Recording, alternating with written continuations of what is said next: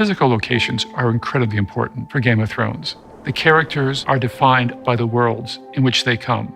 We all do love to go to Iceland. It's just beautiful. It's beautiful. Every day that sun comes up, it's a new gift to us, really. No matter how much visual effects may play a part in this, when you have a real location, then what you can imagine becomes more real. So the trick is working out where these playgrounds are going to be.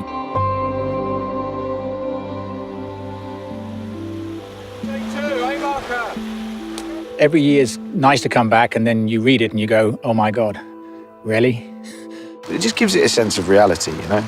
To get that journey, that sense of them trekking across this landscape, we need to come to a landscape like it. We can't paint it in or film it in Belfast.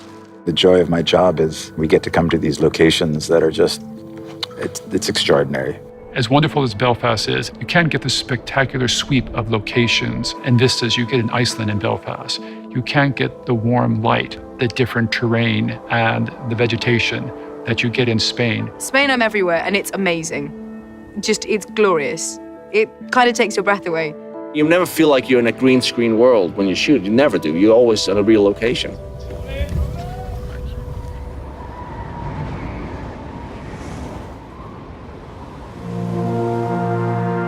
I remember when Chris showed me a picture from Iceland when I first came on the show, and I said, that's what we need to start doing. We need that bigger vistas. You know, that's what this show demands. Iceland's always been north of the wall since season 2, and I think you'll find landscapes like this wouldn't have been imagined for map paintings unless we'd come. It's very challenging to shoot in Iceland. You know, it can be very cold, and that's hard. Guys are pulling focus with their freezing fingers. I don't know how they do it. Light is the given. That's the non-changing thing. It'll always be less light in the winter here. You are on the set and waiting for the sun to rise. Once it rises, you only have about 5 hours to shoot, and so we just haul ass and try to shoot as fast as we can.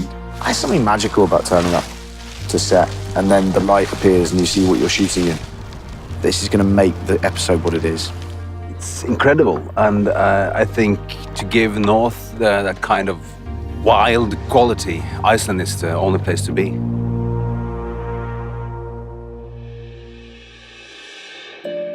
When we left Spain last year, we weren't even sure that we were coming back because we weren't sure where the season was going. So it was quite exciting when the outlines came up that actually we were going to have to look for a lot of this stuff in Spain again. The great thing about Spain is that there's so many different looks within one country. It has, you know, from green, lush land like this to Moorish architecture to other traditional architecture that we can get King's Landing here as well. So Spain as a country has a massive diversity of locations.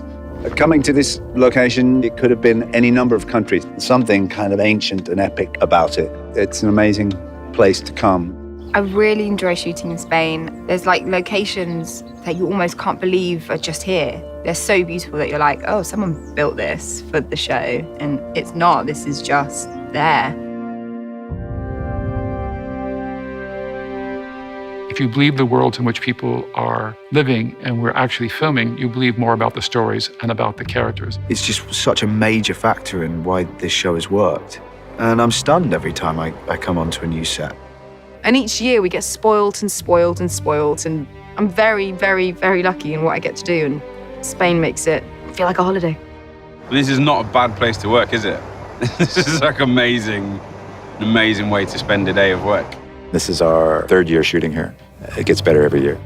And the locations just, I mean, you know, I live in New York City. This is breathtaking.